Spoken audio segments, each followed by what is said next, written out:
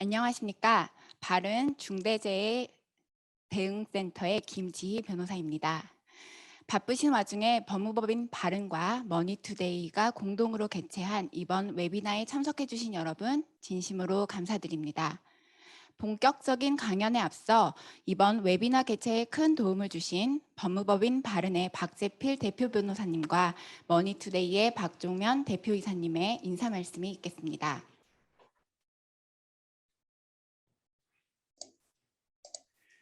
안녕하십니까. 법무법인 바른의 박재필 대표 변호사입니다. 오늘 저희 법무법인 바른과 머니투데이의 공동 주관으로 당신의 기업은 중대재해처벌법에 대응할 준비를 마쳤습니까? 라는 주제를 가지고 개최되는 웨비나에 참석해 주신 기업 관계자 여러분들께 진심으로 감사하다는 인사 말씀을 먼저 드립니다. 잘 아시는 바와 같이 오랜 논쟁 끝에 중대재해처벌법이 지난해 1월 국회를 통과하였고 올해 1월 27일부터 시행되고 있습니다. 그 사이에 중대재해처벌법상 중대산업재해에 해당될 여지가 있는 각종 사고가 잇따라 발생되고 있습니다. 중대재해처벌법이 사망사고 등 중대재해가 발생할 경우 사업주나 경영책임자가 안전보건관리체계 구축 의무를 위반한 것으로 확인되면 처벌할 수 있도록 하는 내용을 담고 있는 만큼 이러한 사건, 사고에 대한 기업들의 관심과 우려는 그 어느 때보다도 크다고 하겠습니다.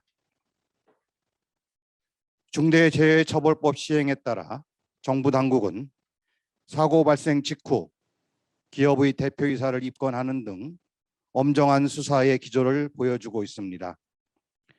그렇지만 불명확한 법률 규정으로 인해 재해의 원인과 책임 소재를 가리기 어려운 상황에서 정부가 중대재해처벌법을 너무 엄격하게 적용하는 것이 아닌지 하는 우려의 목소리가 기업 현장에서 들려오고 있습니다.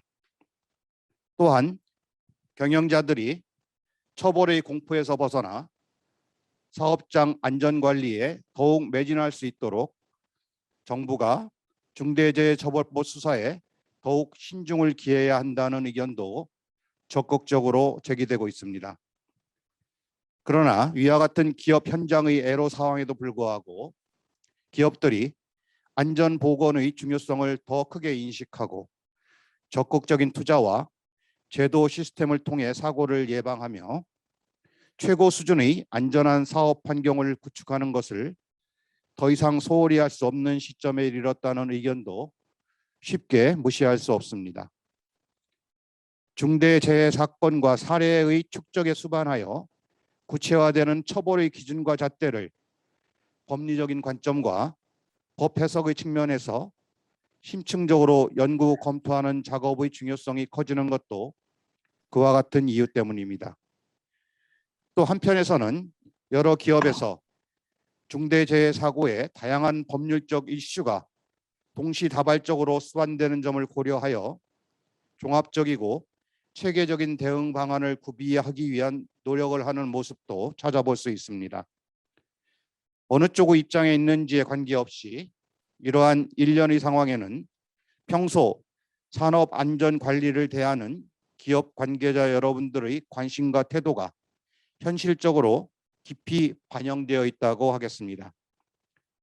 저희 법무법인 바른은 중대재해 대응센터를 조직하여 지난 1년 동안 기업 관계자 여러분들이 적극적 참여 아래 중대재해처벌법의 주요 쟁점과 대응 방안, 사례별 해결 방법 등을 논의하는 웨비나를 개최하여 왔고 중대재해처벌법 연구라는 중대재해처벌법 및 시행령의 해석을 담은 책자를 발간하여 기업들에게 배포하였습니다.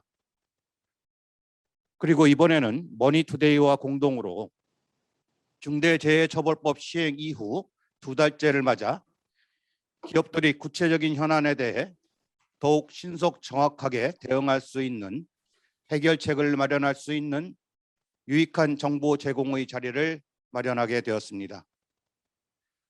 오늘 웨비나는 중대산업재해에 대응하는 기업의 컴플리언스 시스템을 전반적으로 살펴보는 첫 번째 세션과 사례를 통해 중대재해처벌법에 대응하는 구체적인 방안을 제시하는 두 번째 세션, 그리고 질의응답의 시간으로 구성되어 있습니다.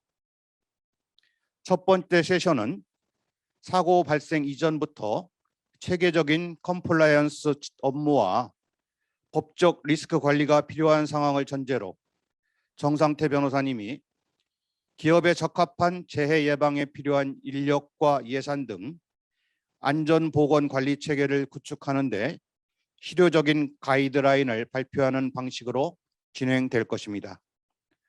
두 번째 세션은 검찰 재직 시에 산업안전사고 전문 사건을 담당하면서 오랜 실무 경험을 쌓았던 이상진, 강태훈 변호사님이 구체적인 사례를 중심으로 한 대응 방안을 발표할 것입니다. 마지막 질의응답 순서에서는 이상진, 박성호, 정상태, 강태훈, 김지훈 변호사님이 기업 관계자분들의 질의에 대하여 설명드리는 시간을 갖도록 하겠습니다. 아무쪼록 오늘 웨비나에서 다루어질 주요한 쟁점 및 이에 대한 대응 방안을 통해 기업들이 보다 효과적으로 안전보건 시스템을 구축하는 데 큰 도움이 될 수 있기를 바라겠습니다. 끝으로 오늘 웨비나에 참석해 주신 기업 관계자분들의 건승과 행복, 그리고 기업들의 무궁한 발전을 축원합니다.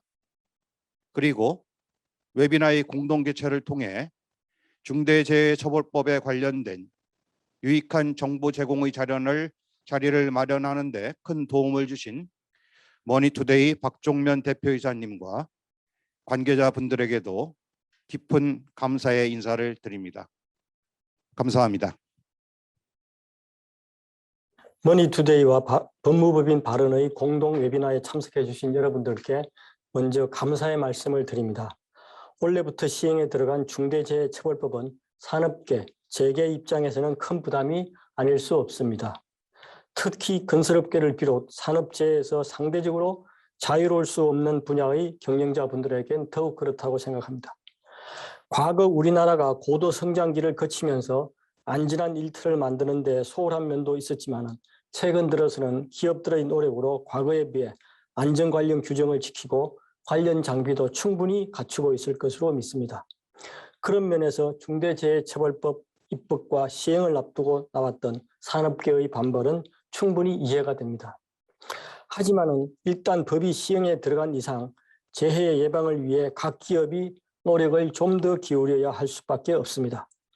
오늘 웨비나를 통해 법무법인 발언의 전문가들께서 조언해 주시는 대응 방안이 산업계의 재해 예방과 사고 처리에 큰 도움이 될 수 있으리라 믿습니다. 중대재해처벌법은 법률명 자체에 처벌이라는 용어가 들어있습니다. 이 법이 기업 대표자의 책임과 형사처벌을 목적으로 하고 있다는 점에서 특히 경영진에게 산업재해에 대해 이전과는 다른 태도와 노력을 보여주길 요구하고 있습니다. 이 법이 국회 법사위를 통과하기 직전 중대재해 기업처벌법으로 불리다가 법원 명칭에서 기업이 빠졌다는 사실도 여기 계신 분들께서 다들 잘 알고 계실 것입니다. 그러나 법률명에서 기업이 빠졌을 뿐 실질 내용에서는 기업 경영 책임자에게 산재 발생에 대한 강력한 처벌을 예고하고 있습니다.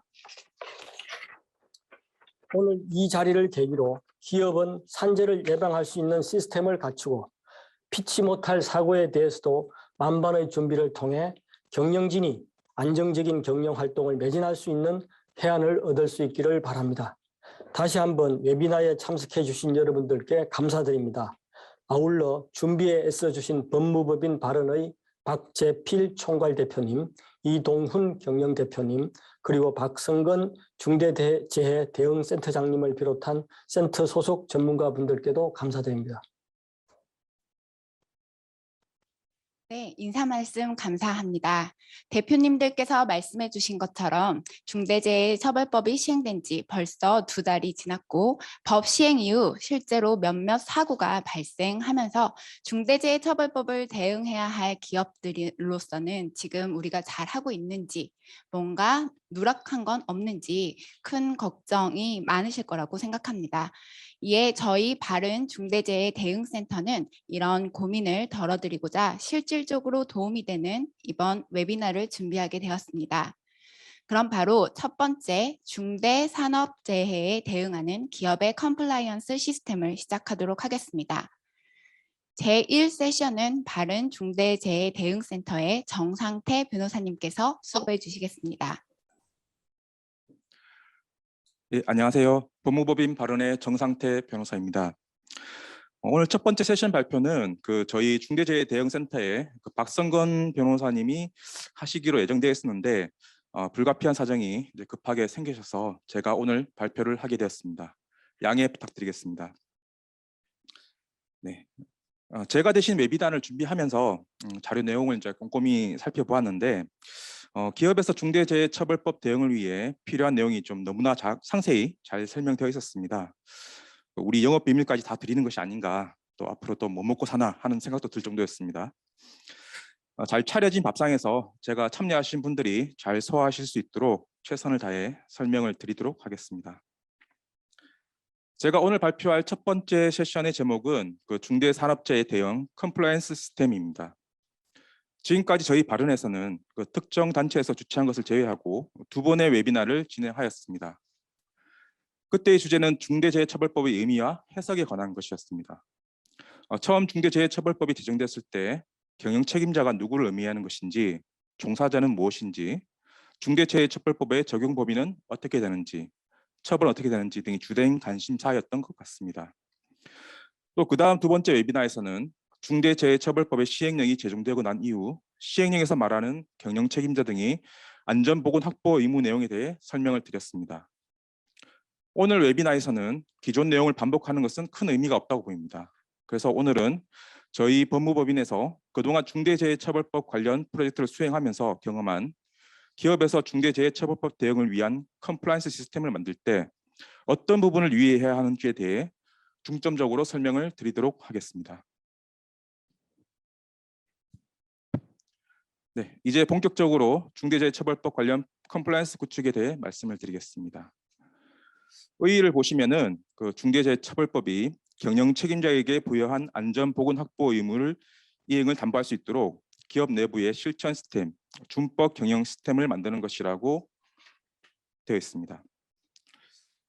기업의 중대재해처벌법 대응과 관련해서 가장 중요한 것은 내부 컴플라이언스 시스템을 구축하는 것이라고 생각합니다.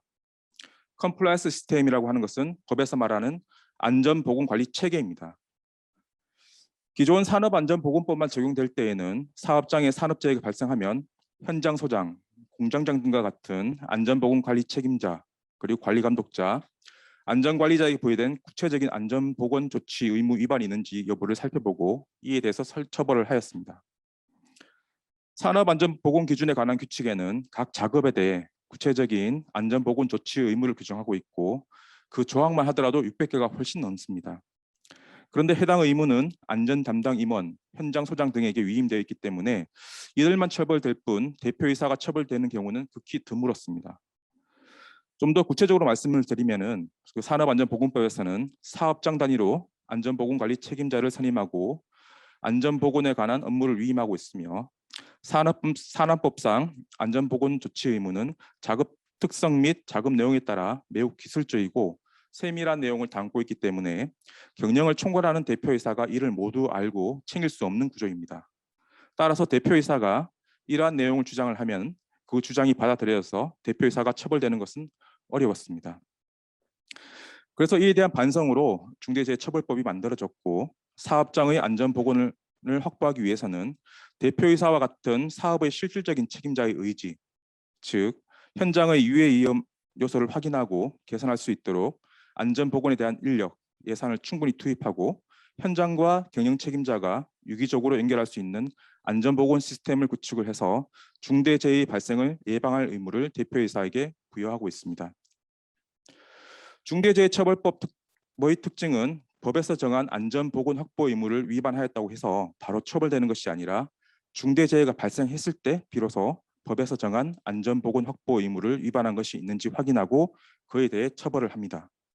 이는 산업안전보건법과 명백히 다른 부분입니다. 따라서 중대재해처벌법의 핵심은 경영책임자가 중대재해처벌법에서 부여한 의무를 제대로 이행할 수 있도록 컴플라이언스 시스템을 구축하는 것입니다. 기업에서 이러한 컴플라이언스 시스템을 구축하는 것이 왜 중요하냐고 하면 중대재해가 발생하였더라도 컴플라이언스 시스템을 제대로 갖추고 그 시스템에 따라 안전보건 확보 의무를 다한 경우에는 중대재해 사고 발생 시 의무 위반에 대한 경영 책임자의 고의가 보정되어 범죄가 성립되지 않거나 최소한 책임 강경 사유로 가능할 수 있습니다. 그러면 어떻게 컴플라이언스 시스템을 구축하느냐가 문제될 수가 있습니다. 그 방법을 보시면은 그 안전보건과 관련한 조직, 구성원의 역할과 책임 및 업무 수행의 구체적 절차 등을 명시한 기업 내부 규정을 정비하는 것이 가장 우선적입니다. 가장 뼈대는 안전보건관리 규정이 될 것입니다. 산업안전보건법상 안전보건관리 규정을 둘 필요가 없는 기업의 경우에도 안전경영 기본 매뉴얼을 마련해 둘 필요가 있습니다. 구체적인 내용을 기본 규정에 모두 담을 수 없기 때문에 세부 절차 규정도 만드는 것이 필요합니다. 밑에 보시면 세부 절차 규정이 예시가 되어 있는데요. 안전보건 계획 지침, 그 사업장에서 이제 연관 어떤 활동을 해야 언제 어떤 활동을 해야 되는지 그런 지침을 만드는 것이 필요하고요. 그다음 위험성 평가 지침, 안전보건 예산 지침, 그다음에 안전보건 관계자에 대한 이제 평가를 어떻게 할 것인지, 평가 기준은 무엇인지, 언제 평가할 것인지, 누가 평가할 것인지 이런 지침을 만드는 것이 필요합니다.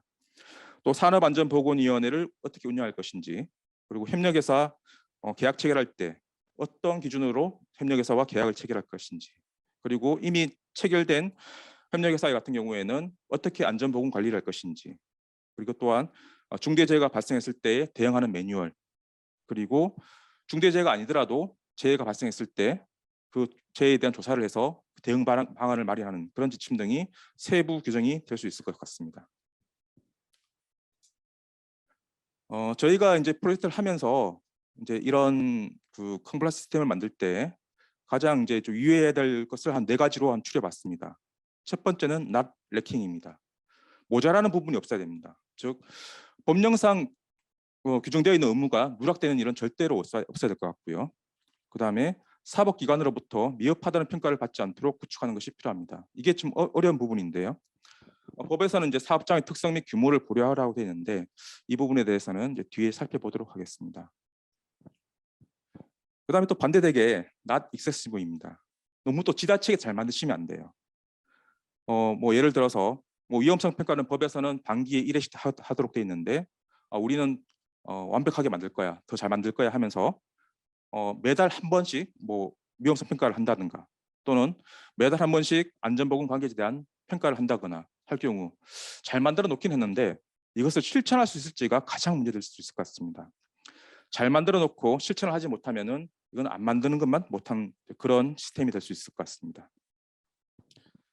그다음 시스템을 만들 때는 유기적으로 이제 연계되도록 해야 합니다. 결국 이제 본사가 있고요.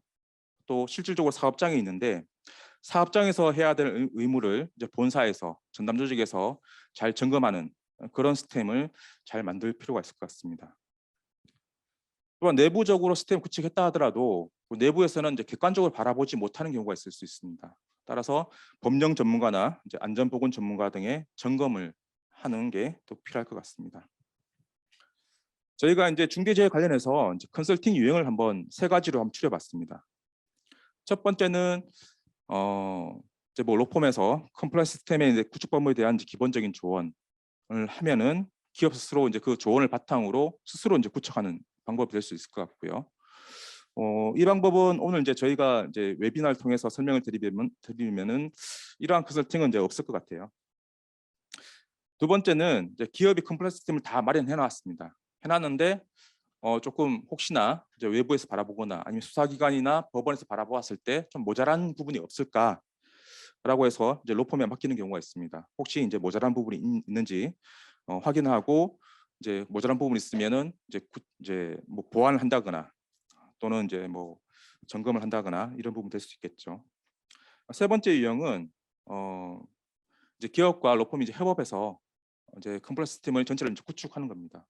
저희가 대부분 수행하는 것은 이제 세 번째 방법이었던 것 같고, 이제 각 그 세부적인 이제 절차나 이제 지침 같은 것을 그 실무진하고 협업해서 그 기업에 맞게 만들어 드렸습니다. 예, 그 다음 장입니다. 컴플라이언스 시스템의 구축 및 실행의 효과입니다. 컴플라이언스 시스템을 제대로 구축하고 이를 실행한다면은 중대재해가 발생을 하더라도 형벌을 면하거나 책임이 강경이 될 수가 있습니다. 법에서도 어느 정도 수준으로 컴플라이언스 시스템을 구축하는지 명확히 규정하고 있지 않기 때문에 수사기관이나 법원 모두 현재 정립된 기준이 없습니다. 따라서 많은 판례가 쌓이기 전까지 기준을 마련하기도 어려운 것이 현실입니다. 검찰 해서서에도 보면은 그 사업주가 처한 구체적인 상황 아래 안전보건 조치의 완전한 이행을 위하여 일정한 노력, 비용 등이 필요한 경우 어느 범위까지 해당 사업주 등의 책임을 인정할 수 있는지 여부가 문제되는데 그 판단에 한계가 있음을 인정을 하고 있습니다. 그 다음 장입니다.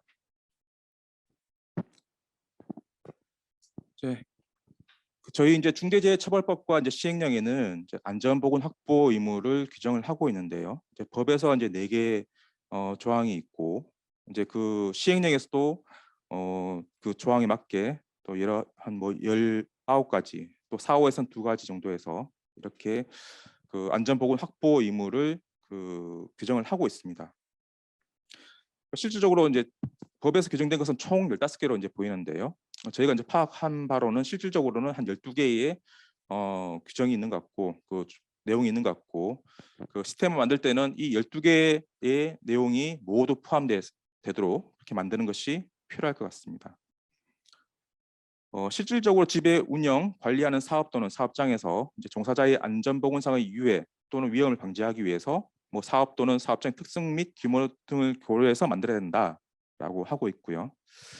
한데 이제 여기서 이제 실질적으로 지배, 운영, 관리하는 이 의미가 무엇인지가 중요한 것 같습니다. 하지만 법에서는 이 내용에 대한 정의 규정이 없습니다.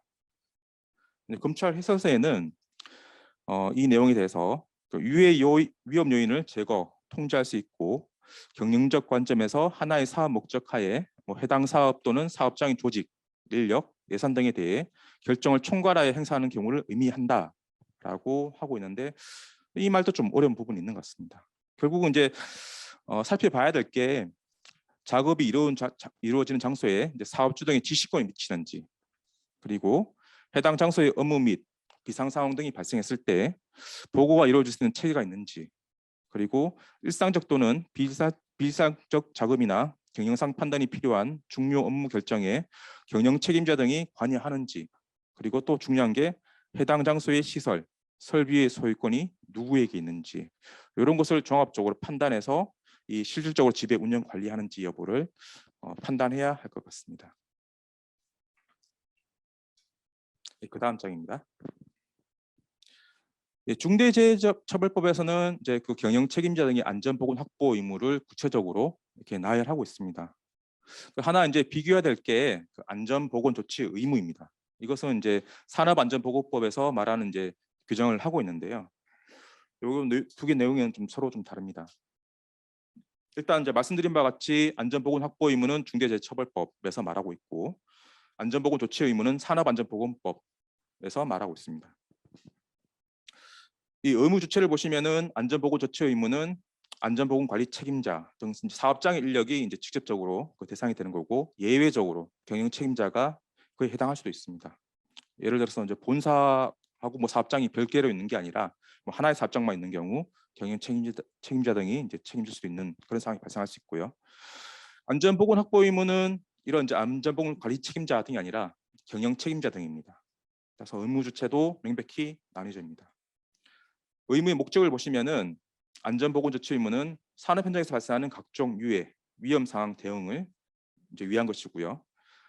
그 안전보건 확보 의무는 이러한 이제 안전보건 조치 의무가 실효적으로 실행될 수 있도록 이제 경영상 토대를 그렇게 말하고 있습니다.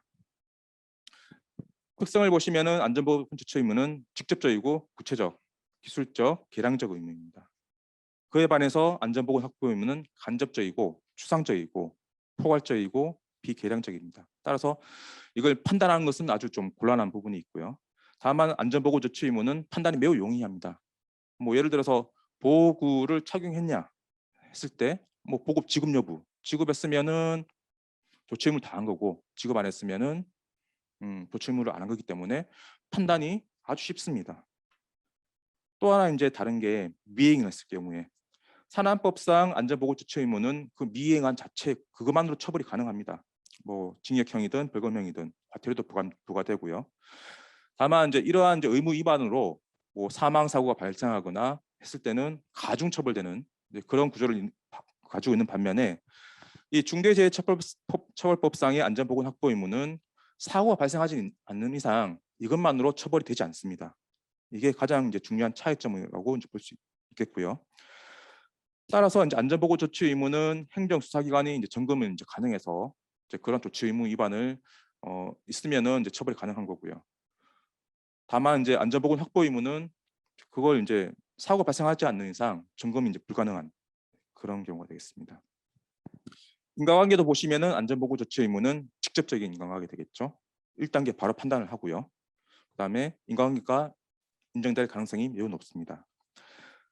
그에 반해서 안전보건 확보 의무는 간접적이죠. 일단 안전보건 조치 의무 위반이 있어야지 그 다음 조치로서 안전보건 조치 의무가 제대로 이제 이행될 수 있는 그런 안전보건 확보 의무가 그런 체계가 갖추어졌는지 판단하게 되고 따라서 이제 2단계 판단이죠. 1단계 먼저 안전보건 조치 의무 판단하고 그 다음에 안전보건 확보 의무 2단계로 판단하고 그렇지만 인과관계가 또 연결될 가능성은 그다지 또 높다고 볼 수 없을 것 같아요.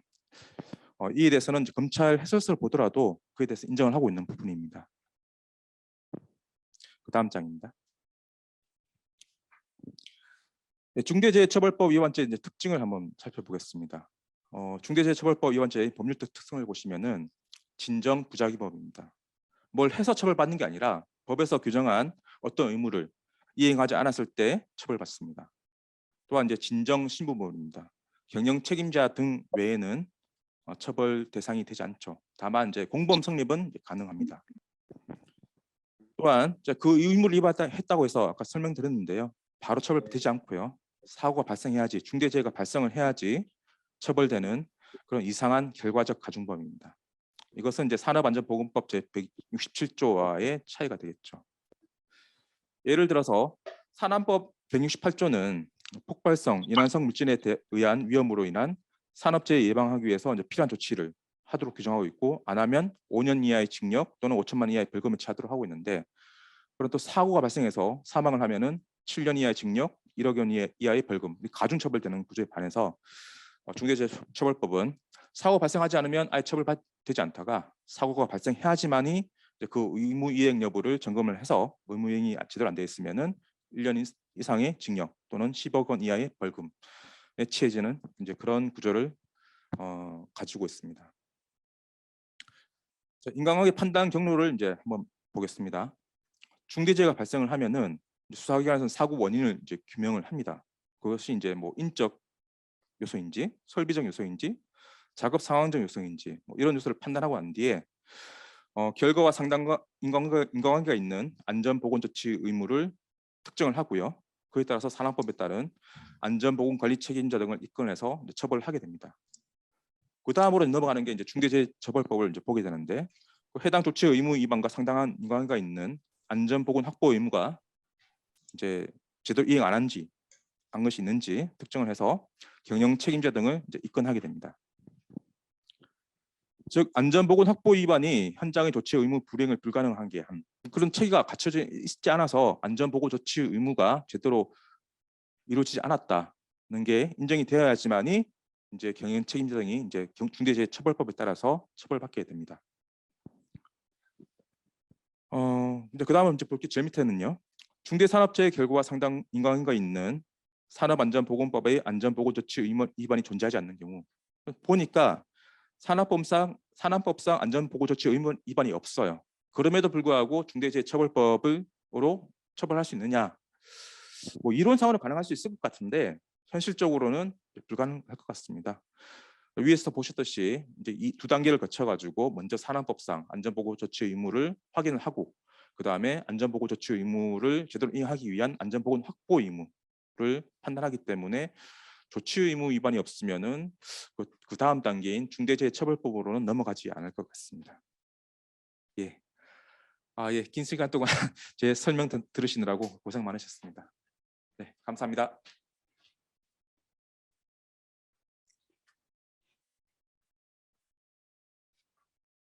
네, 실제로 중대재해처벌법상 의무 이행을 위해 꼭 필요한 귀중한 말씀 많이 해주셨습니다. 진짜 저희 중대재해대응센터의 노하우가 너무 많이 노출된 것 같은데요. 진행을 하시다가 저희 도움이 필요한 경우에는 언제든지 연락을 주시기 바랍니다. 그럼 저희가 각 기업 현황에 딱 맞는 시스템을 직접 구축해 드리도록 하겠습니다. 그리고 지금 실시간 질의사항을 저희가 확인을 하고 있습니다. 질의사항을 주시면 시간이 허용하는 한 답변을 드리도록 하겠습니다. 다음으로는 실제 발생할 수 있는 사고 사례를 통해 중대재해처벌법이 어떻게 적용되고 또 대응을 할 수 있는지 두 번째 세션에서 살펴보도록 하겠습니다. 먼저 바른의 중대재해센터의 이상진 변호사님께서 수고해 주시겠습니다. 안녕하십니까, 이상진 변호사입니다. 저희가 지금 컴플라이언스를 방금 정상태 변호사님께서 길게 말씀해 주셨는데요. 하다 보니까 지금 잠깐 빠뜨린 게 저희가 하나 있는 게, 컴플라이언스는 사고 발생 전에 회사에서 이렇게 구축해야 될 체계고요. 실제로 그 구축해서 저희가 대비를 하고 기업에서 점검도 하고 다 했는데 사고가 발생을 하면 일단 수사가 시작되지 않습니까? 그 수사 대응에 대해서 잠깐만 설명을 하고 사례로 넘어가도록 하겠습니다. 이번에 사건을 하다 보니까 그런 게 좀 느껴져서요. 예를 들어서 사고가 발생을 했다. 그럼 일단 언론에서 굉장히 보도가 많이 되죠. 그러면은 경찰과 노동청에서 당일부터 그 현장에 근로했던 사람들을 불러서 조사를 시작하더라고요.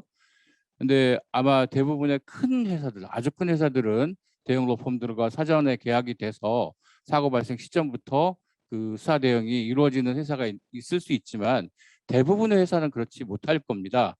최근에 저희가 맡았던 사건 같은 경우도 좀 큰 사건이었는데 그 당일부터 노동청이나 경찰에서 수사 관련자들을 불러서 수사를 하니까 이분들도 당연히 언론 때문에 안 나갈 수가 없고 조사를 받는데, 가장 객관적인 사고 발생과 관련된 포인트만 대답을 하면 되는데, 물어보는 걸, 경찰도 궁금하고 그러니까 물어보는 걸 다 답변을 해주다 보니까 나중에 그런 부분들을 그 수사 과정에서 대응하기에는 굉장히 어려움이 좀 많다는 걸 느꼈습니다.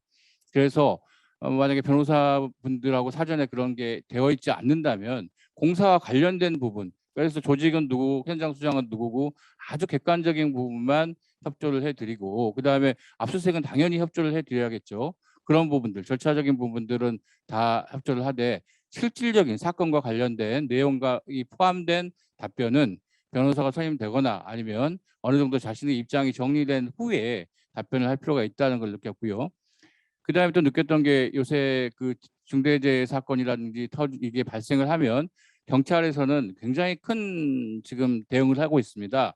예전에는 경찰서 단위로 수사 대응을 했지만 지금은 경찰청, 지방경찰청 단위로 이 사건을 처리를 하고 있기 때문에 굉장히 많은 인원과 자원들이 투자가 되고 있어요.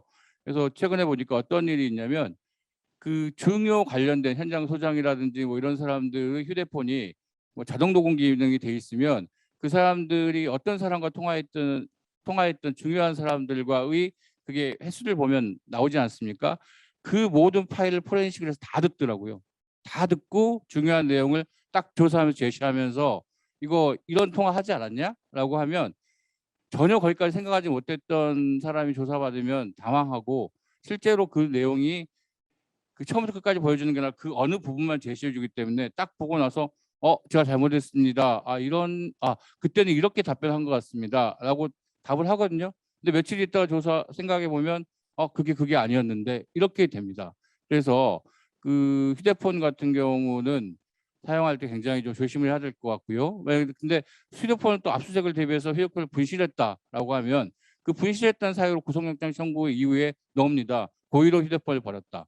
이렇게 넣기 때문에 그런 부분들은 굉장히 좀 조심해야 될 것 같습니다. 일단 그렇게까지 하고요. 사례 발표에 들어가겠습니다.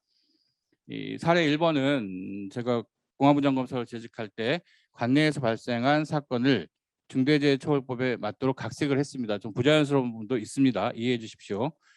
2022년 7월 28일 아파트 공사 현장에서 콘크리트 타설 작업을 하던 타워크레인이 전도되어 수거업체 근로자 3명이 추락사하였습니다.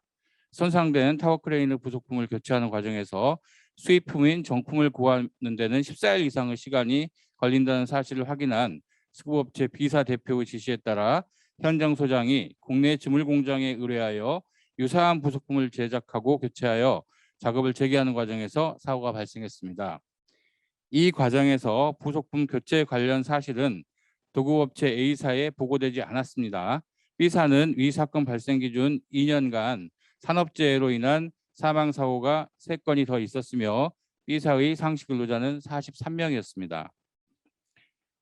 수사를 통해서 밝혀진 사실을 종합하면 A사와 관련 일반적인 사항은 상시 근로자는 본사 355명 등 1000명이고 공사 현장에는 B사를 비롯한 수급업체 종사자 700명, A사 공사 금액은 7천억 원, B사 공사 금액은 49억 원입니다.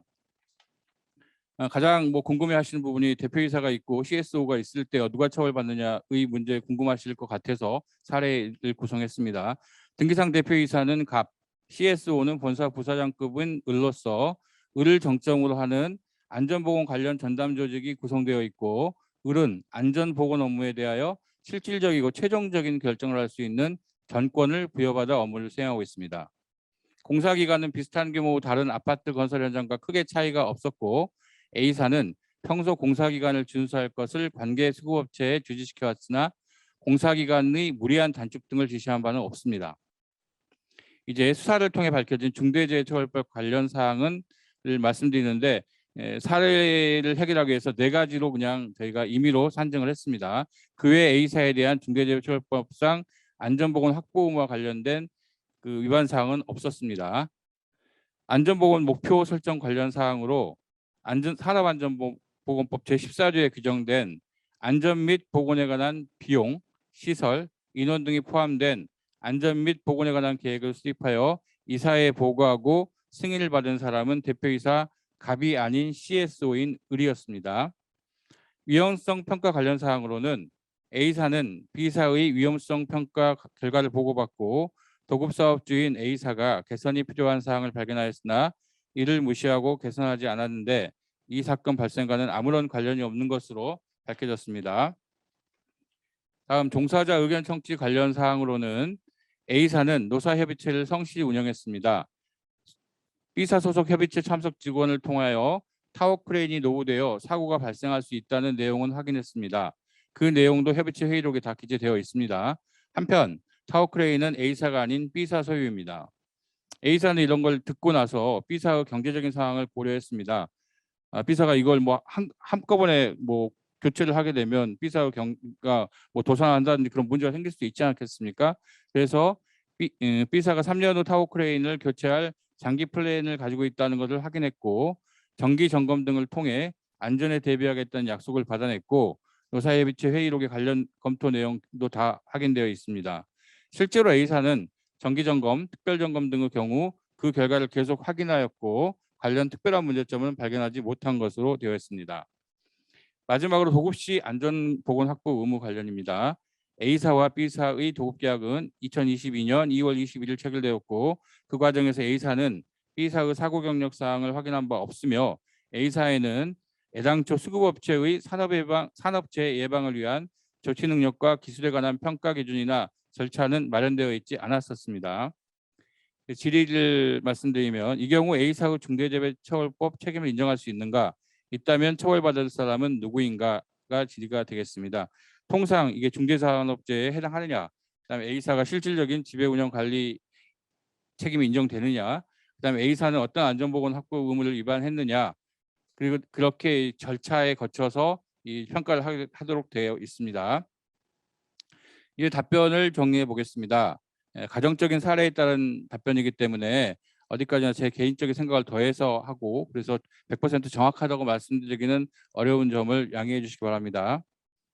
먼저 중대산업재해 해당하는지 여부입니다.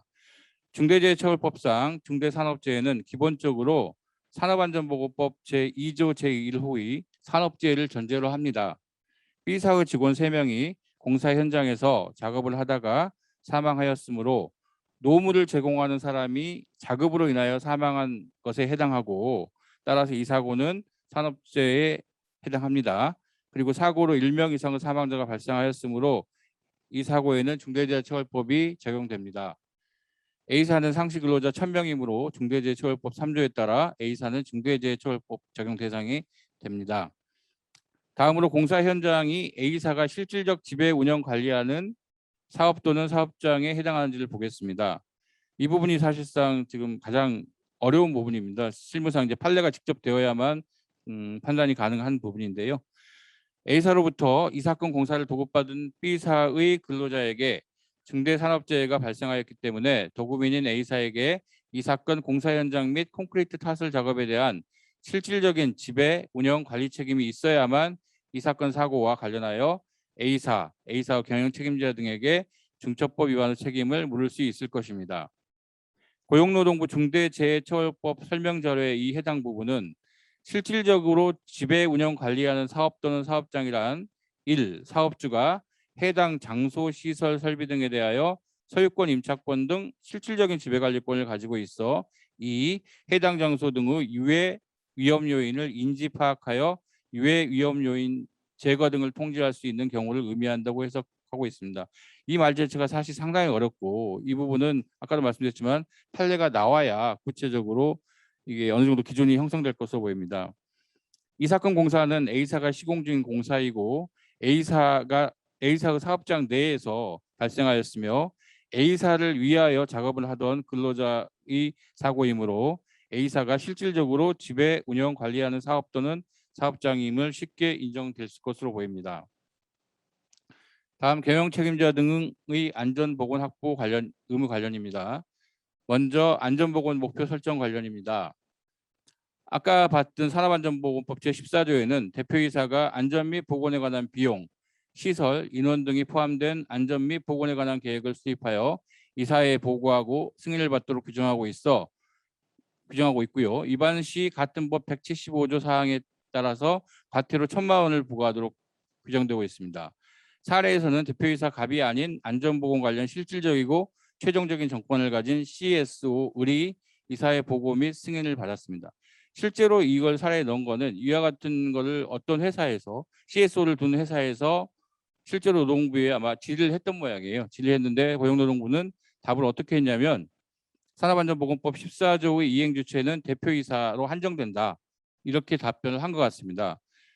그랬을 경우 이제 사례와 같이 대표이사와 별도로 안전보건 부분 정권을 가진 CSO가 이사회의 승인을 받은 경우 고용노동부 해석상으로는 과태료 부과 대상이 되기 때문에 3월까지 통상 지금 이사회가 열리고 있는데 3월이 지나고 나면 고용노동부가 이러한 사실을 인지했을 경우에 실제로 과태료를 부과할지 그런 부분은 좀 지켜봐야 할 것 같습니다.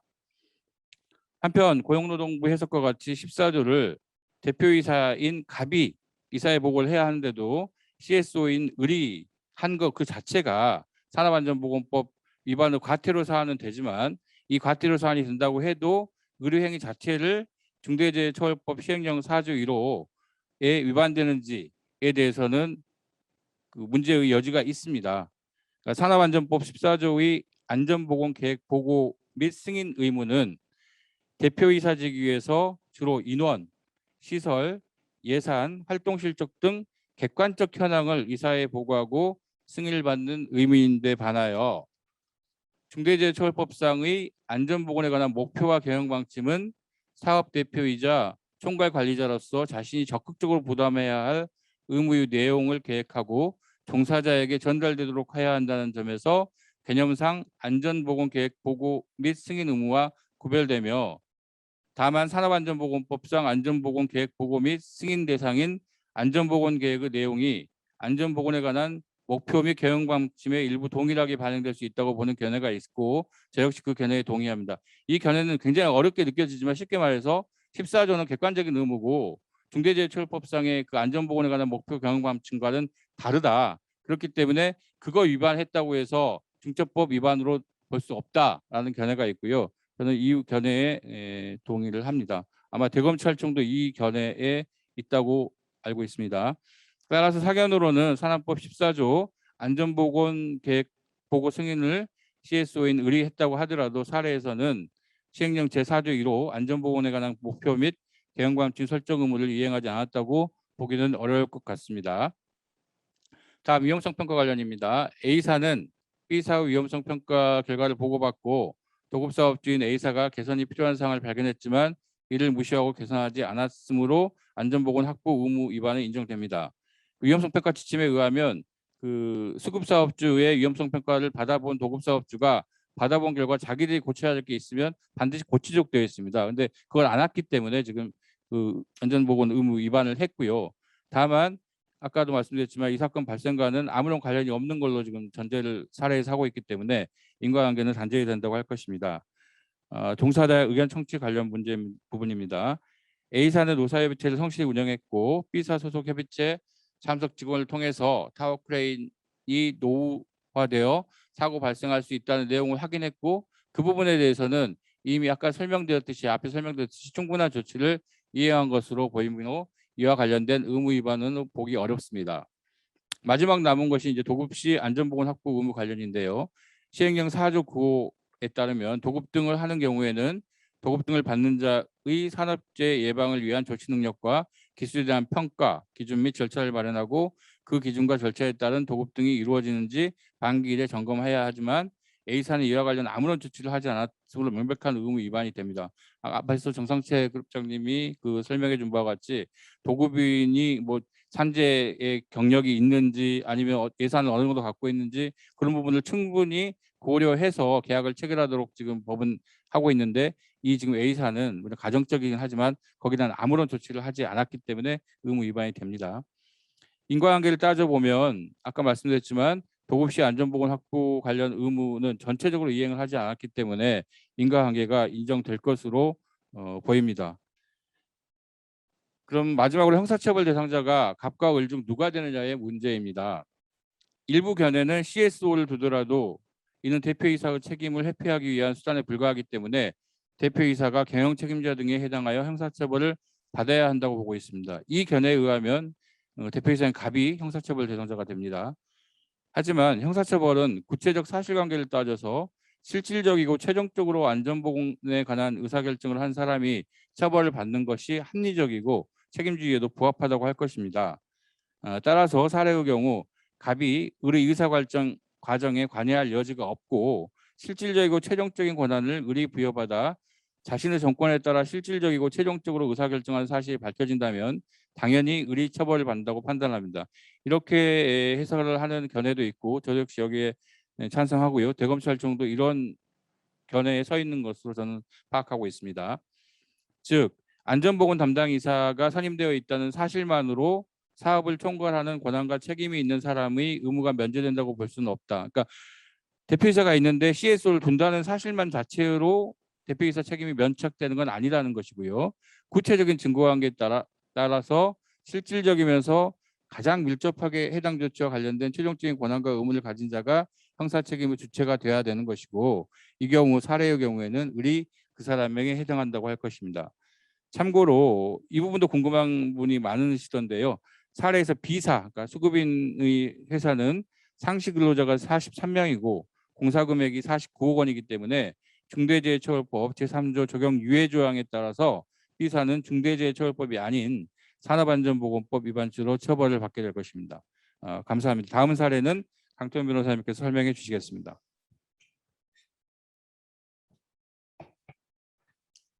네, 중대재해대응센터의 강태훈 변호사입니다. 이상진 변호사님께서 말씀을 해주셨는데 저도 간단히 말씀을 드리면 정상태 변호사님이 말씀하시는 컴플라이언스 구축 시스템은 사전 예방 대응에 해당하는 것이고 저희가 이게 사례로서 설명을 드리는 것은 이게 실제 사고가 발생했을 때 수사 대응과 관련된 즉 실제 우리가 사전에 만들었던 컴플라이언스 시스템에서 어떤 부분이 부족하면 이런 문제가 발생을 하는 것인지를 설명드리기 위해서 일부 실제 발생했던 사례 중에 가상의 어떤 그 조건들을 더 붙여서 말씀을 드리는 겁니다. 제가 발표할 이 사례도 기본적으로는 발생됐던 사건인데 거기에 중대재해처벌법과 관련된 조건들을 몇 군데 더 넣어서 가상적인 사례로 설계를 했습니다. 여기서 여러분들이 좀 궁금해할 만한 것들.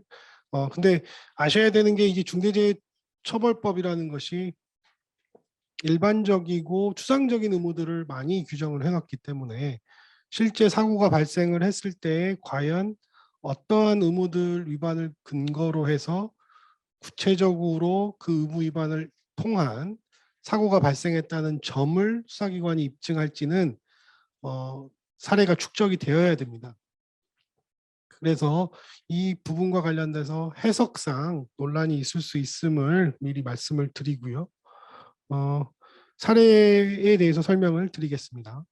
2022년 8월 8일 A사가 발주하고 B사가 시공 중인 창고시설 건설 현장에서 B사의 협력업체 C사의 직원이 지하 3층에서 용접 작업을 하던 중 화재가 발생했고 이로 인해 당시 지하 2층에서 작업 중이던 C사 소속의 근로자 3명이 대피하지 못하고 사망한 사건입니다. 발주차인 A사는 D건축사무소와 창고시설 관련한 건설사업관리 자문용역 계약을 체결하고 이 창고시설 설치와 관련한 설계 변경 등 필요한 자문 및 부대 행위 일체를 수행하도록 했습니다. 즉 감리로 이 D건축사무소를 와 계약을 체결을 한 것입니다. 시공사인 B사는 A사와의 공사도급 계약을 체결하고 현장 사무소를 설치한 후에 현장 소장 등 12명을 공사 현장에 근무하도록 하였고 협력업체 C사와 지하층의 설비 설치 공사 하도급 계약을 체결했습니다.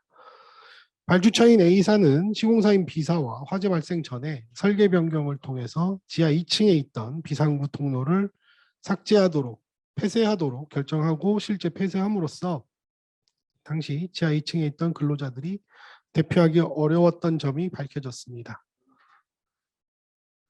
일반적 사항에 대해서 말씀을 드리면 A사의 소속 상시 근로자는 70명이고 등기상 대표이사는 갑 그리고 안전보건 관련 전담 조직은 구성되어 있지 않았습니다. B사는 소속 상시 근로자가 200명 이상이고 등기상 대표이사는 을이고 안전보건 관련 전담 조직을 구성하고 있었으며 현장에는 안전보건 총괄 책임자로 현장소장과 안전관리자 등 2명을 배치하였습니다. C사, 하청업체인 C사는 소속 근로자 50명이고 등기상 대표이사는 병이며 안전보건 관련 전담 조직은 없었고 현장소장이 안전보건 총괄 책임자였습니다. 중대재해처벌법과 관련된 사항에 대해서 말씀을 드리면 발주처 A사의 팀장은 매주 시공사 등과 주간회의에 참석해서 공사 상황 등을 체크했고 설계 변경도 승인했습니다. 설계 변경을 통해 비상구가 폐쇄됐고 그 다음에 비상통로는 마련되지 않았습니다. 시공사 B사는 C사와 하도급 계약을 체결할 당시에 C사로부터 안전보건관리 계획을 보고받기는 했지만 실질적으로 이를 점검하지는 못했습니다. B사는 C사 등 협력업체와 함께 공사 직전에 전반적인 공정 등에 대한 위험성 평가를 실시했고 그 과정에서 용접 작업 중 화재 발생 위험 등에 대한 대비 필요성이 지적되었습니다. 이에 따라 B사와 C사는 2년입니다. 2월 1일 하도급 계약을 체결한 후에 사업장에 화재 발생 등 비상사고 발생 시 대응조치 매뉴얼을 작성해서 비치했으나 사고 발생 전까지는 관련한 훈련 등은 실시하지 않았습니다. 사고 발생 당시 최초 화재를 발견한 근로자는 화재 발생 사실을 C사의 현장소장에 알렸으나 C사 현장소장은 해당 층 근로자들에게만 대피를 명했고 지하 2층으로 번질 때까지 B사 현장소장에게 상황을 전파하지는 못하였습니다. 이 사례에 있어서 A사, B사, C사에 대한 중대재해처벌법 책임이 인정되는지가 이제 질의사항입니다. 가장 궁금해하시는 것 중에 하나인데 특히 이 A사의 책임입니다. A사는 건설공사 발주자로서의 이 사건 공사 현장에는 실제 시공사 B사가 있었기 때문에 건설공사를 발주한 A사가 과연 처벌법상의 책임을 지는지가 가장 관심사일 것으로 판단을 합니다. 그래서 A사가 이 현장, 사업장을 실질적으로 지배 운영하고 있느냐, 관리하고 있느냐, 이 부분과 관련해서 이 부분은 결국 건설공사 발주자는 중대재해처벌법의 적용 대상인가라는 부분과 연관이 되어 있습니다. 우선 A사는 상시근로자가 50명 이상이기 때문에 중대재해처벌법상의 중대재해 관련 법령 적용 대상 법인인 것은 맞습니다. 그리고 등기상 대표이사가 갑이기 때문에 경영상 책임자는 갑으로 판단할 수 있습니다. 건설공사 발주자의 지위에 있는 이 A사의 중대재해처벌법 적용 대상과 관련해서 산업안전보건법에 보면 건설공사 발주자의 정의가 있습니다. 건설공사를 도급하는 자로서 건설공사의 시공을 주도하여 총괄 관리하지 아니하는 자를 말한다. 다만 도급받은 공사를 다시 도급하는 자는 제외한다라고 규정하고 있습니다. 이 규정이 중요한 이유가 건설공사 발주자가 되기 위해서는 그런 지위에 있다고 판단하기 위해서는 이 조건들을 갖춰야 되는 것입니다. 근데 한편 중대재해처벌법을 아무리 뒤져봐도 건설공사 발주자를 제외하는 규정은 없습니다. 그리고 산업안전보건법 해석상의 건설공사의 발주도 도급의 일종에 해당한다. 그러니까 아까 제가 설명드린 그 정의 규정에서 건설공사 발주자는 건설공사를 도급하는 자로서라고 판단을 했기 때문에 정의를 하고 있기 때문에 산업안전보건법의 해석상도 건설공사의 발주는 도급을 의미한다는 것입니다.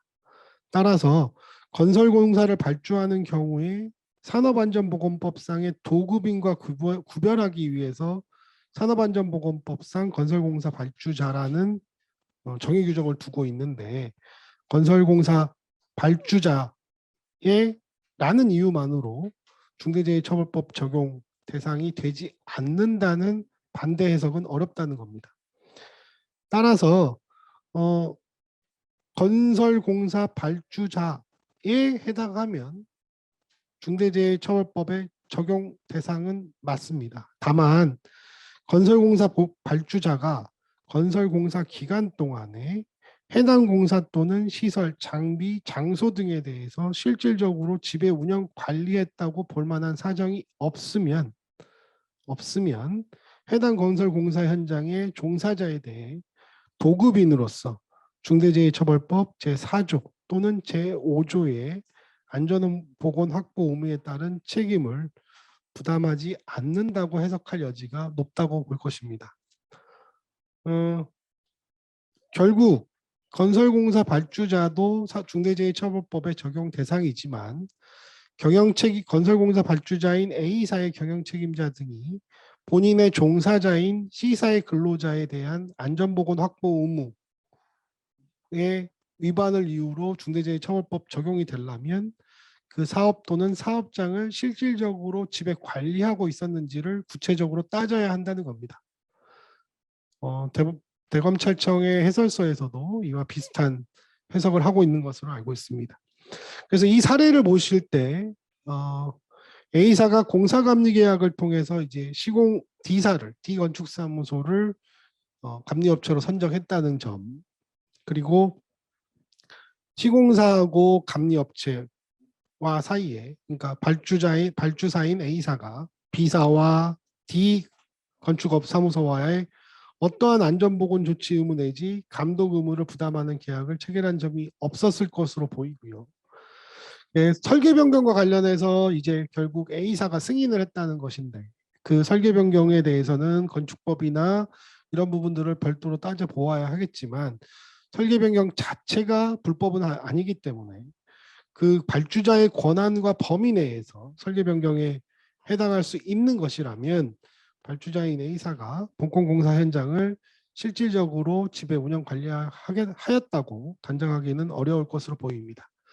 하지만 수사기관에서는 당연히 이 A사가 건설공사 발주자라는 이유만으로 수사 대상에서 제외할 것이 아니기 때문에 수사기관 입장에서는 발주자와 시공사 사이의 공사계약 내용 및 시공사와의 관계 또는 발주자가 이제 설계 변경에 대한 개입한 정도라든가 시공 과정에서 과연 발주자가 수행하는 역할이 있었느냐 아니면 세부 공정에 대해서 구체적으로 지휘 감독할 수 있었는지 여부 실제 하였는지 여부 등을 구체적으로 종합적으로 수사를 해서 실질적으로 집에 운영 관리하였는지를 판단할 가능성이 있다고 봅니다. 그럼 시공사인 B사와 하청업체인 C사의 책임을 살펴보겠습니다. 시공사인 B사 및 하청업체인 C사 역시 50명 이상의 상시 근로자가 근무하는 것으로서 중대재해처벌법 적용 대상이고 경영 책임자 등이 각 의무 위반에 따른 결과가 발생을 했을 때 그것에 원칙적으로는 그런 경영 책임자 등이 중대재해처벌법의 적용 대상이 될 것입니다. 중요한 것은 각 의무 위반과 관련된 문제인데요. 아까 말씀드린 것처럼 추상적이고 일반적인 규정이 실질적으로 사건이 발생했을 때는 이렇게 작용을 한다는 걸 설명드리기 위해서 말씀을 드리는 겁니다.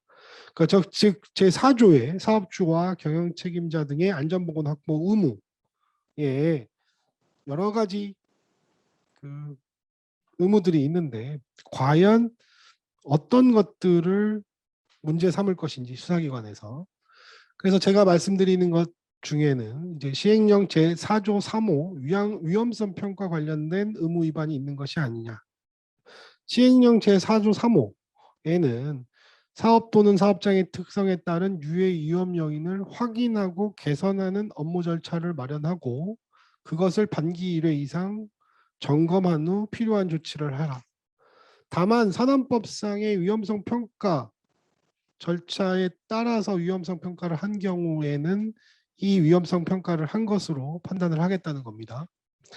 결국 사례에서도 B사와 C사가 위험성 평가를 했습니다. 위험성 평가를 했고 그 위험성 평가 관련 과정에서 화재 발생에 대비할 필요가 있다라는 지적이 있었습니다. 그거와 관련해서 과연 B사와 C사가 그 유해 위험 요기를 확인했기 때문에 개선하는 업무 절차를 마련했느냐 이게 문제가 될 것입니다. 그런데 화재 매뉴얼을 비치하기는 했지만 결국 설계 변경을 통해서 별도의 비상 통로가 마련하지 않았다는 점에서는 이러한 유해 위험 요인을 개선하였는지 의문이 될 것입니다. 따라서 시행령 제4조 3호, 4호의 위반 여부가 문제될 수 있다고 할 것입니다. 위험성 평가와 관련해서 많은 분들이 이제 위험 요인과 관련돼서 발견을 했을 때 과연 이게 위험성 평가를 어떤 방법으로 일단 하는 것이 중요하냐 이렇게 얘기를 하시는데 당연히 종사업체, 현장 근로자, 종사자들의 의견을 청취하고 같이 참여하는 것이 굉장히 중요하다고 할 것입니다. 그런 과정을 안전보건 매뉴얼이라든가 위험성 평가 지침에 규정을 해놓고 그래서 그걸 이행하는 것이 중요하다는 겁니다. 아까 최초에 정상태 변호사님이 설명하실 때 규정을 마련하는 것이 중요한데 이거가 이상적으로 마련될 게 아니라는 거죠. 실제 본인 사업체에서 실제 기업에서 이행할 수 있는지 여부를 판단을 해야 됩니다. 그런 것이 이 중대재해처벌법에서는 가장 중요한 조치가 될 것입니다. 그리고 비상 매뉴얼과 관련해서 시행령 제4조 제8호에 사업 또는 사업장에 중대재해 산업재해가 발생하거나 발생할 급박한 위험이 있는 경우를 대비해서 매뉴얼을 마련하고 그 매뉴얼에 따라 조치하는지를 반기 1회 이상 점검하도록 되어 있습니다. 사례에서는 재해 발생 대비 매뉴얼은 있지만 그 매뉴얼에 따라 조치가 이루어지는지는 반기 1회 이상 점검하지 않은 것으로 되어 있습니다. 중대재해처벌법 시행령에서 이렇게 점검하도록 규정된 것과 관련해서 중대재해처벌법은 2022년 1월 27일 시행됐기 때문에 반기 1회가 언제냐라는 또 질문도 많았습니다. 그 반기 1회는 고용노동부 해설에 따르면 도래되는 즉 2022년 6월을 의미합니다. 그 6월 이전을 기준으로 점검을 해야 되고 이를 이행하지 않을 경우에는 시행령을 위반한 것으로 판단하겠다고 기술되어 있습니다. 이 사안에서도 2022년 8월 이전에 사고 발생 이전에 점검이 이루어지지 않았기 때문에 반기 1회 이상 점검하지 않은 것으로 판단될 가능성이 높습니다. 참고적으로 말씀드리면 반기 1회 이상 점검해야 되는 것들이 각 시행령에 있습니다. 지금 2022년 3월이죠. 2022년 6월 이전에 반기 1회 이상 점검해야 되는 총 6가지의 의무 내용에 대해서는 지금 담당 기업에 담당하시는 분들은 반드시 점검할 절차가 마련되어 있는지를 확인하셔야 될 것 같습니다.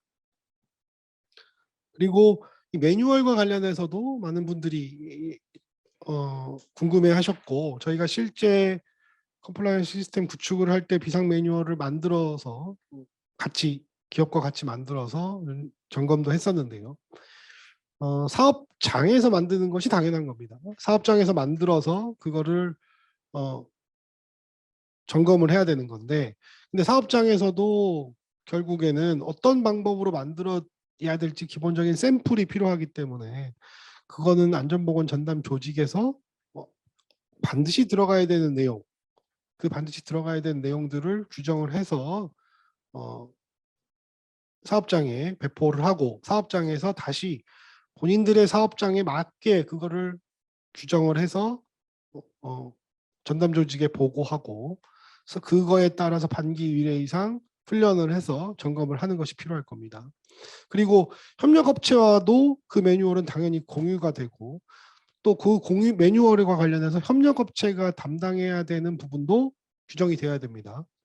협력업체에서 사고가 발생했는데 지금 시사에서는 비사에다 연락이 되지 않는단 말이죠.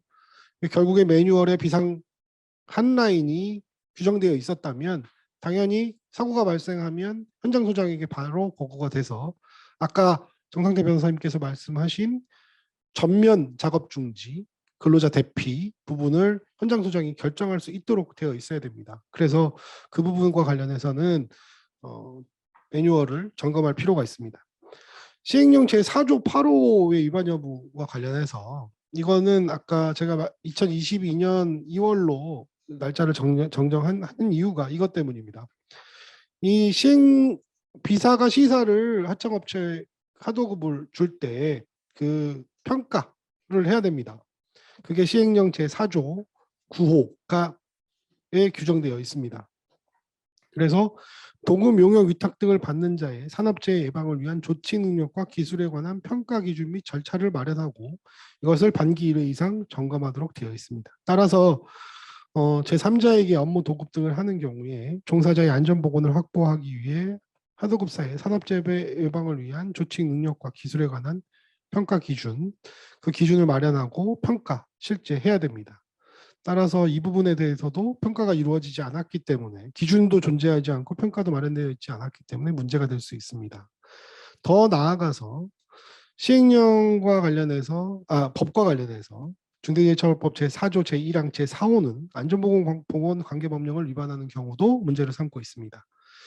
본 사안에서 비사에게 화기작업 안전관리, 화재 예방 및 피난교육 및 훈련 실시, 안전보건 표지 설치, 화재 감시사의 지정 및 배치 등 산업안전보건 관계법령상의 안전조치 의무와 관련된 것들이 규정되어 있습니다. 이걸 위반했다면 당연히 4조 1항 제4호를 위반한 것이 됩니다. 그래서 안전보건관계법령을 위반하였다고 볼 여지도 있습니다. 근데 제가 말씀드리고 싶은 부분은 지금 인과관계 문제입니다. 아까 정상태 변호사님께서 설명을 했는데 이 인과관계는 이중의 인과관계를 요구하고 있습니다. 무슨 말이냐 하면 비사와 시사 모두 산업안전보건법상의 책임은 변론으로 하더라도 비사와 시사의 경영 책임자 등에게 책임을 묻기 위해서는 그 의무 위반으로 인해서 중대산업재해가 발생했다는 인과관계가 인정돼야 됩니다. 그런데 비사와 시사의 경영 책임자 등이 직접적이고 구체적인 의무 위반으로 인해 사고가 발생한 것이 아닙니다. 따라서 이러한 인과관계 문제는 향후에 큰 법률적 쟁점으로 부각될 가능성이 높습니다. 비사와 시사에 있는 현장 소장이 산업안전보건법상의 안전보건에 관한 규칙을 위반해서 사고가 발생을 했다면 그 사람들은 그 구체적인 의무를 위반하지 않았기 때문에 산업안전보건법에 따른 처벌 대상이 됩니다. 그러나 비사와 시사의 경영 책임자는 구체적이고 직접적인 의무는 없습니다. 그런 부분에 있어서는. 그 사람들의 의무는 뭐냐 하면 그런 현장 소장이 그렇게 의무 위반을 하지 않도록 점검하고 관리하라는 의무입니다. 따라서 실행위자가 비사와 시사의 안전보건 책임자인 실행위자의 산업안전보건법 위반 사실로 인해서 사망의 결과를 발생시켰고 그 위반 사실이 중대재해처벌법상의 경영 책임자 등의 의무, 규정된 의무를 위반했다는 것까지 입증이 돼야 경영 책임자 등의 책임이 인정될 것입니다. 따라서 비사와 시사의 경영 책임자 등의 이 책임과 관련해서는 비사와 시사의 안전보건 관리 체계가 어떠냐, 그리고 법령에 규정되어 있는 의무들을 규정을 해놓고 그걸 점검을 했느냐, 이것이 가장 중요한 키포인트가 될 것으로 생각이 됩니다. 제 발표는 여기까지 하겠습니다. 예, 감사합니다.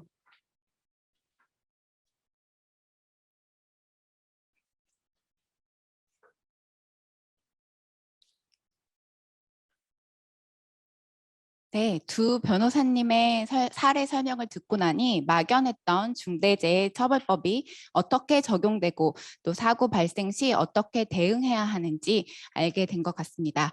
감사합니다.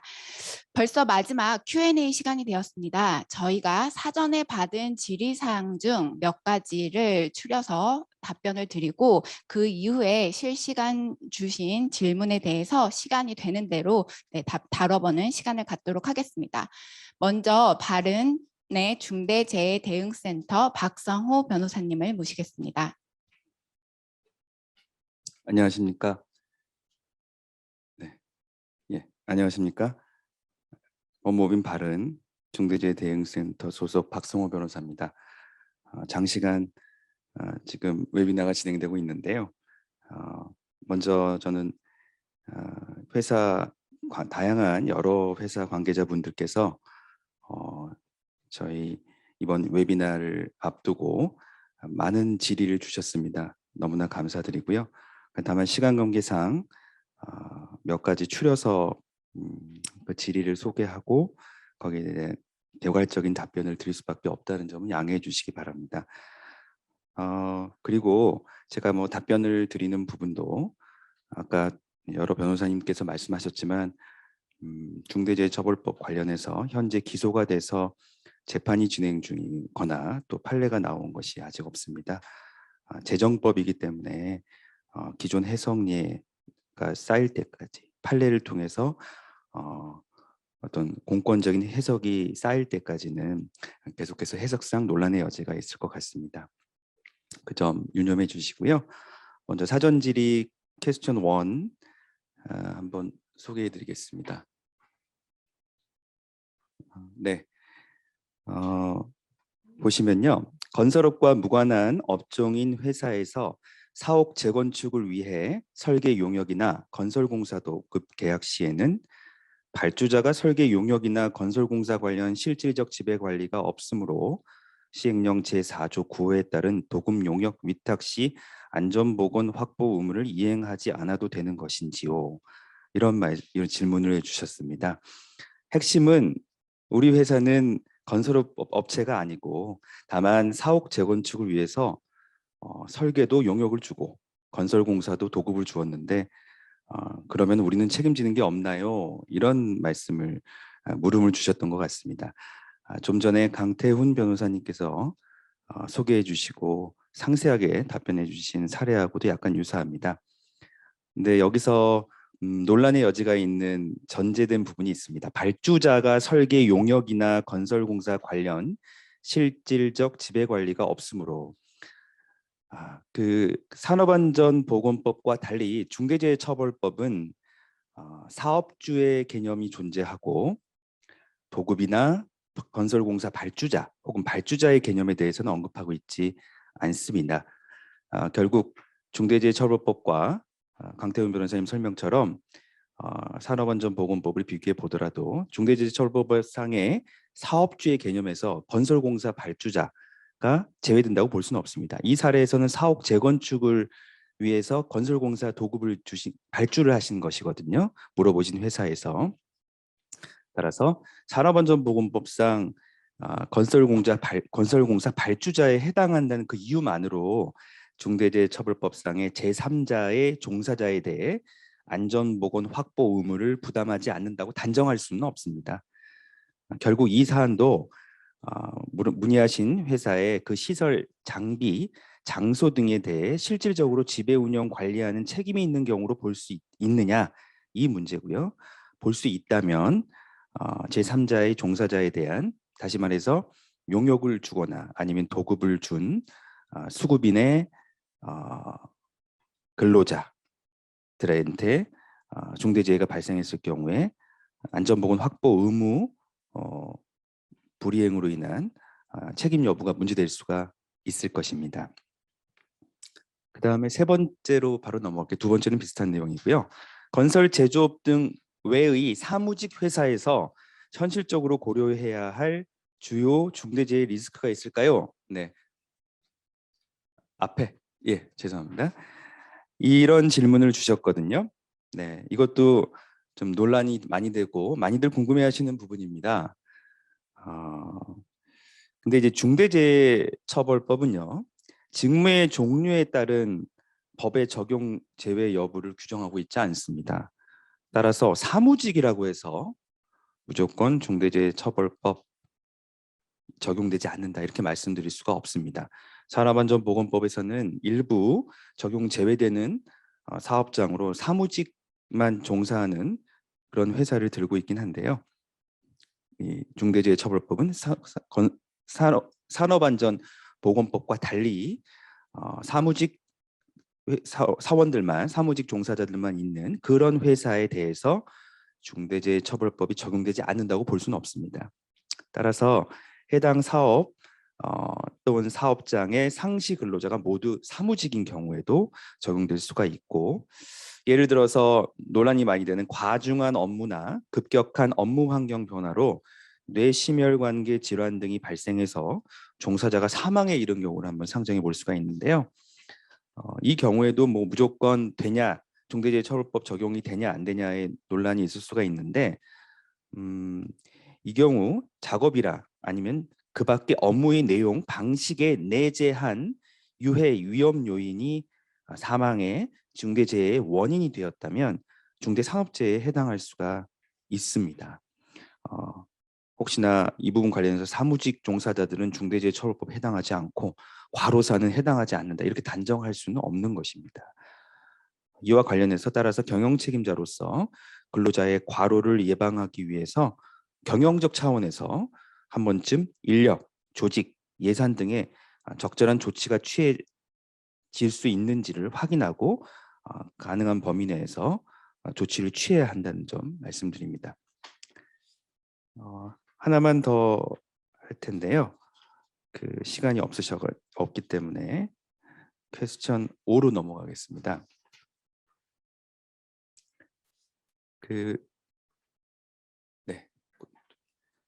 다섯 번째 퀘스천으로 시간 관계상 넘어갔는데요.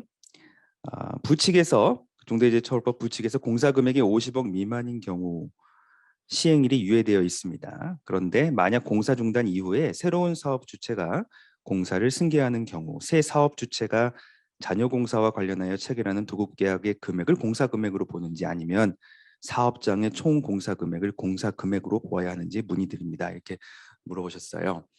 사실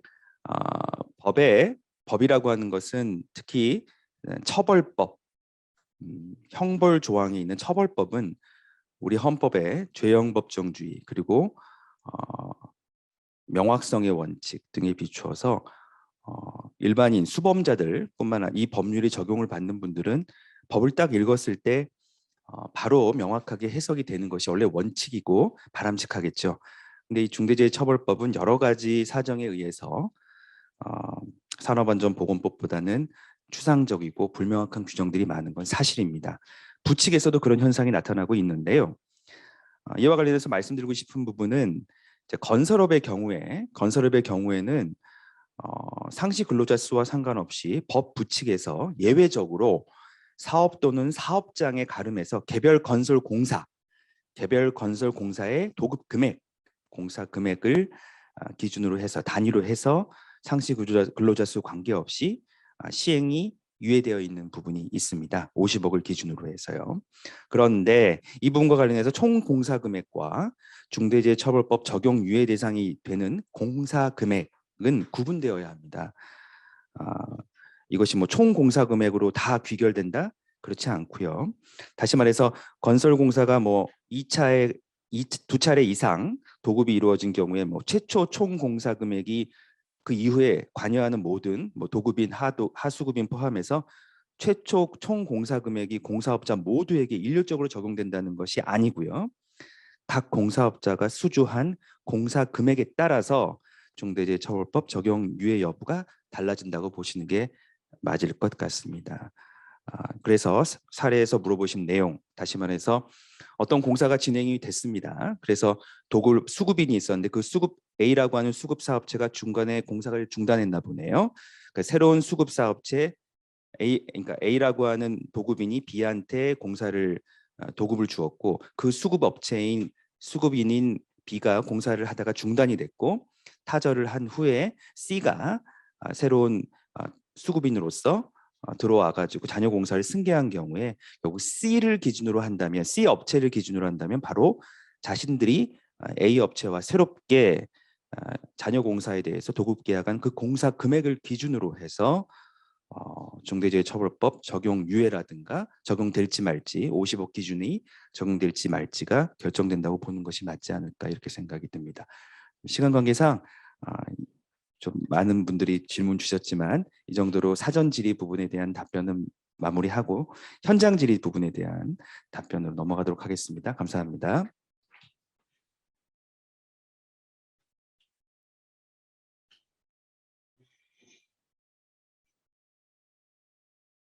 네, 저희가 그 실시간으로 현장 질의를 받았는데요. 시간만 허용이 되면 전부 다 답변을 드리고 싶지만 그렇지 않은 관계로 몇 가지만 답변을 드리도록 하겠습니다.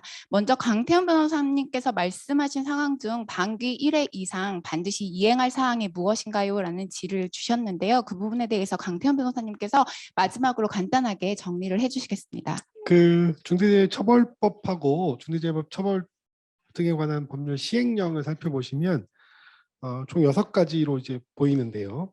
처음에 위험성 평가, 이거는 그 산업안전보건법에 따른 위험성 평가를 한 경우에는 반기 1회 이상 대상은 아니지만 이제 위험성 평가와 관련해서 일단 반기 1회 이상 점검할 필요가 있고요.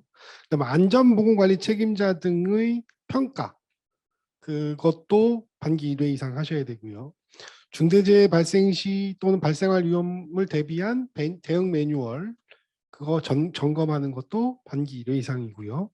그다음에 하청업체의 평가, 그것도 반기 1회 이상이고, 종사자 의견을 청취하는 절차, 그것도 반기 1회 이상 점검하셔야 되는 것이고, 그리고 안전보건관계법령에 따라서 교육을 실시했는지 여부, 이것도 반기 1회 이상 점검해야 됩니다. 그래서 총 6가지 정도는 챙기셔서, 뭐 제가 놓친 부분이 있는지 모르겠습니다만 일단 6가지 부분은 반기 1회 이상 챙겨보실 필요가 있습니다. 예, 이상입니다. 네, 다음으로 지금 사무직군이 중대재해처벌법에 어떻게 적용되는지에 대한 궁금증이 많으신 것 같습니다. 이래서 사무직군도 위험성 평가를 예외 없이 모두 해야 하는지, 사무직군의 범위가 어떻게 되는지에 대해서 질문을 주셨고요. 그 부분에 대해서는 정상태 변호사님께서 답변을 해주시겠습니다. 네, 정상태 변호사입니다. 우선 이제 사무직 직군만 구성되어 있다고 이제 말씀하셨는데 먼저 점검을 하셔야 될 게 정말 사무직 직군으로만 이루어졌는지를 한번 보셔야 될 것 같습니다. 이제 많은 기업에서는 사무실에서만 근무하면 사무직 직군으로 보고 있는데 고용노동부는 사무직 직군을 되게 좁은 의미로 해석을 하고 있습니다. 실제 이제 고용노동부에서는 지원 조직, 예를 들어서 이제 총무 또는 재무 또 인사, 법무 이런 업무들만 사무직 직군으로 보고 있고요. 사무실에서 근무한다고 해서 뭐 영업, 뭐 사무실에서 하는 영업 또는 디자인 뭐 이런 그다음에 뭐 이런 업무들은 사무직 직군으로 보지 않고 있습니다. 따라서 오로지 전부 다 사무직 직군으로 이제 이루어졌는지는 다시 한번 따져 보셔야 될 것 같고요. 그다음 사무직 직군으로 이루어졌다 하더라도 유해 위험성 평가는 사무직 직군으로 이루어진 경우에 예외 조항이 아닙니다. 따라서 사무직 직군으로 이루어졌다 하더라도 위험성 평가를 하셔야 될 것으로 그렇게 생각이 됩니다. 네, 마지막으로 그 A, B, C, D 네 법인으로 구성된 기업 집단이 있는데 모두 특수 관계 법인이고 사실상 A 법인에만 사무전담 조직을 가지고 있는 경우에 이 전담 조직을 어떻게 두어야 하는지에 대한 질문이 있었습니다. 이 부분에 대해서는 이상진 변호사님께서 답변을 주시겠습니다.